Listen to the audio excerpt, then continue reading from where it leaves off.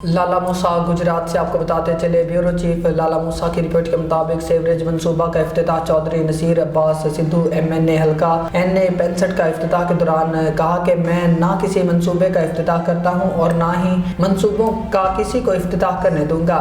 MNA Naseer Sidhu हल्का NA 65 ने 21 अरब का वजीर आजम से लाला मूसा बाईपास का मंसूबा लिया है। 6 अरब का वजीर आला से सेवरेज का मंसूबा लिया है। अस्पताल भी वजीर आला से मंजूर करवाया है। ये सारे लोग याद रख लें, ये ना हो कल को कोई और शहादत लेकर आए। धामा फाटक का मंसूबा बाकी है। मैं दावत देता हूँ जाएं, इसका कुछ करें। अगर आप ना कर सके तो मुझे बताना, मैंने इसके बारे में भी सोच रखा है।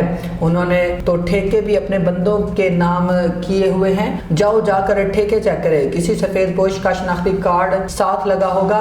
MNA चौधरी नसीर सिद्धू का लाला मूसा में 6 अरब रुपए सेवरेज प्रोजेक्ट के इफ्तिताह के मौका पर कहना था कि इंशाल्लाह लाला मूसा की आवाम के लिए मैं दिलो जान से दिन रात मेहनत करूंगा।